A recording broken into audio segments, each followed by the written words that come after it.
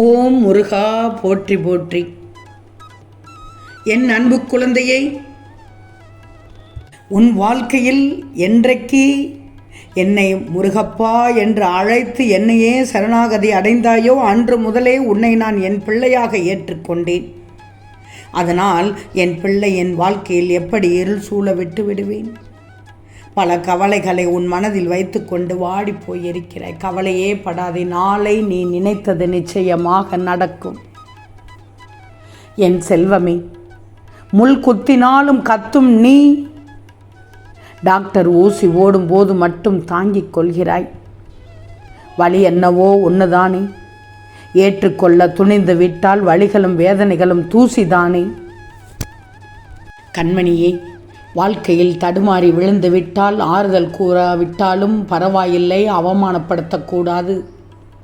சூழ்நிலை உன்னை பதற்றப்பட வைக்கிறதா, இல்லை சூழ்நிலையையும் பதற்றப்படாமல் கையாளுகிறதா என்பதை பொறுத்துத்தான் உன் வாழ்க்கையில் முன்னேற்றம் இருக்கும்.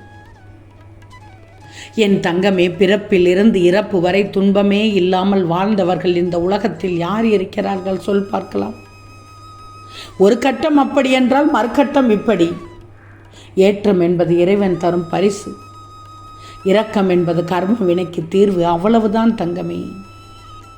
எங்கு புத்திசாலித்தனமாக பேசுபவர்கள் குறைவுதான், புத்திசாலி என்று நினைத்து கொண்டு பேசுபவர்கள் தான் இங்கு அதிக பேர் உன்னை சுற்றி கொண்டிருக்கிறார்கள். ஜால்ரா அடிப்பவருக்கு உடனடி மரியாதை கிடைக்கும், ஆனால் நிலைக்குமா? நிலைக்காது. தகுதி திறமை உள்ளவருக்கு கிடைக்கும் மதிப்பும் மரியாதையும் குறையவே குறையாது. அன்பு மட்டும்தான் உலகத்திலேயே விலைக்கு வாங்க முடியாத பொருள். எல்லாவற்றையும் காசு கொடுத்து வாங்க முடியும், அன்பை வாங்க முடியாது. அந்த அன்பை அடைய நீ அன்பானவராக இருக்க வேண்டியது அவசியம். அதிகமாக அன்பை கொடுக்க கொடுக்க அதிகமாக அது திரும்ப கிடைக்கும்.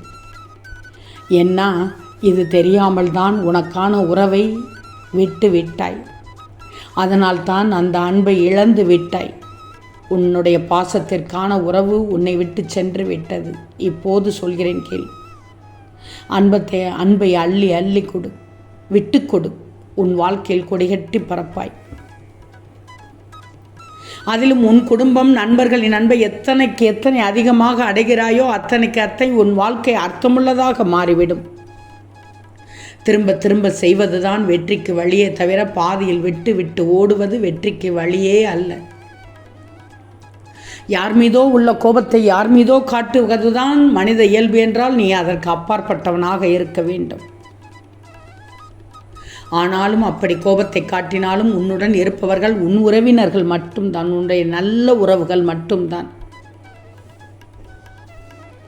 எதையும் இலவசமாக வாங்க மட்டும் விரும்பாதே. நான் சொல்வதை கேட்டுக்கோ. இந்த தருணத்தில் நல்லதுதான் சொல்கிறேன். எதையும் இலவசமாக வாங்க விரும்பாதே. அது சுயமரியாதைக்கு இழுக்கு, உன் முன்னேற்றத்திற்கு முட்டுக்கட்டை. எனவே நிதானமாக சிந்திச்சு செயல்படு, உறுதியோடு செயல்படு, கடுமையாக உழைத்துவிடு. கடுமையாக உழைப்பது என்றால் மனநிறைவான வாழ்க்கை உனக்கு கிடைத்துவிடும்.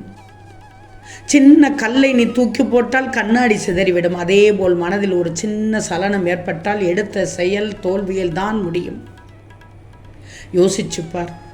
சூரியன் மிக மிக சக்தி வாய்ந்தது, எங்கேயோ இருக்கிறது. ஆனால் ஒருவராலும் அதன் அருகில் போக முடியாது. ஆனால் அந்த பெரிய சூரியனை கிணற்று நீரில் காண முடியும். கிணற்றுக்குள் அந்த பிம்பத்தை காண முடியும். சலனமில்லாத கிணற்றில் சூரியனின் பிம்பம் மிக தெளிவாக தெரியும். அதற்கு காரணம் என்ன தங்கமே? கிணற்றில் சலனம் இல்லை, அவ்வளவுதான். அதனால் சூரியனின் பிம்பம் மிக தெளிவாக தெரிகிறது. அதுபோல்தான் உன் உள்ளமும். இந்த முருகன் சொல்வதை திரும்ப திரும்ப கேட்டுப்போ. எந்தவித சலனம் இல்லாமல் இருந்தால்தான் நீ எண்ணிய குறிக்கோளை உடனடியாக சுலபமாக அடைந்து விடுவாய்.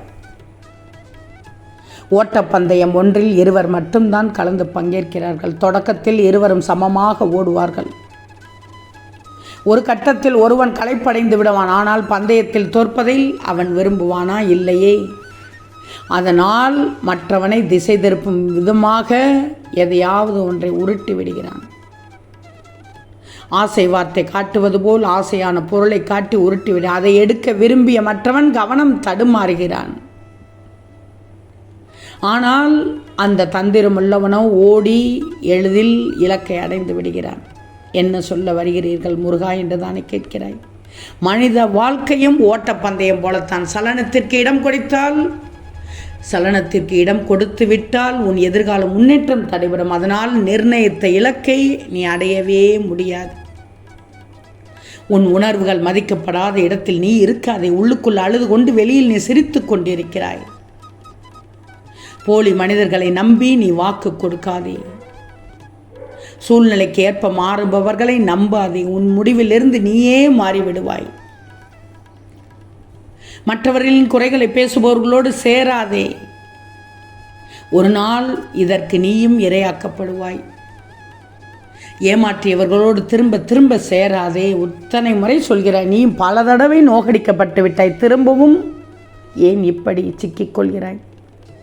சரியான முடிவு எடுக்காமல் எந்த செயலிலும் இறங்காதே. உன் வாழ்நாள் முழுவதும் நீ துயரப்பட்டு விடுவாய். உன் முருகன் கூறும் அறிவுரையை கேட்டுக்கோ. உன்னை மாற்றிக்கோ. மாற்றம் நல்ல விதத்தில் உனக்கு நல்ல விதமாக வந்து சேரும். ஆனால் உனக்கு சரி என்று தோன்றினால் யாருக்காகவும் நீ பின்வாங்காதே. வாழ்க்கையில் நல்ல நல்ல விஷயத்தை பின்பற்றிவிடு. திரும்பவும் சொல்கிறேன், தன்னை நேசிக்கும் கணவன் தன் பெற்றோரையும் மதிக்க வேண்டும் என்பதே இங்கு உள்ள பெண்களின் விருப்பம். நான் சொல்வதை கேட்டால் எந்த உறவும் உன்னை விட்டு போகாது. உனக்கான உறவு உன்னிடத்திலே வந்து சேர்ந்துவிடும்.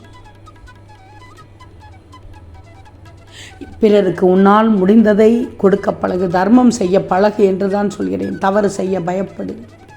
நல்லவை உன்னை தேடி வந்து கொண்டே இருக்கும். ஆனால் தேவைப்படும் இடத்தில் மட்டும் பேசி, தேவையில்லாத இடத்தில் பேசி பிரச்சனையில் மாட்டிக்கொள்ளக்கூடாது.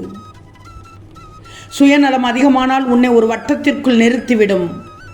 என்ன சுயநலத்தோடு பொதுநலம் சேரும்போது வாழ்க்கை மகிழ்ச்சி தந்துவிடும். பிரச்சனை வந்தால் கவலைப்படாமல் பிரச்சனையை சமாளிக்க மனதை பக்குவப்படுத்தி வச்சுக்கோ. முடிந்தவரை பிறரிடம் உதவி கேட்பதை தவிர்த்து விடு. இல்லை என்றால் வாழ்க்கை முழுவதும் முன்னேற முடியாது. கணவனை கேட்டு முடிவெடுக்கும் மனைவியும், மனைவியிடம் எதையும் மறைக்காத கணவரும் நல்ல குடும்பத்திற்கான முன்மாதிரி. நீ முன்மாதிரியாகத்தான் இருக்க வேண்டும். உன்னுடைய எண்ணம், உன்னுடைய செயல் எல்லாம் மற்றவர்களுக்கு நன்மையும் பயனும் கிடைப்பதாக இருக்கணும். மற்றவர்களுக்கு என்ன தேவையோ புரியுமோ அதை மட்டும் எடுத்து செல்வதுதான் நல்லது. புரிந்து கொள்ள முடியாததை சொல்வதால் யாருக்கும் பயனில்லை. நான் சொல்வதை எல்லாம் கேட்டுக்கோ. மனக்குழப்பம் தீர்ந்துவிடும். இவையெல்லாம் அமைந்தால் உன் இல்லறம் நல்லறமாகிவிடும். பின்னென்ன தங்கமே, நீ நினைத்தது நாளை நிச்சயமாக நடந்துவிடும். ஓம் முருகா போற்றி போற்றி.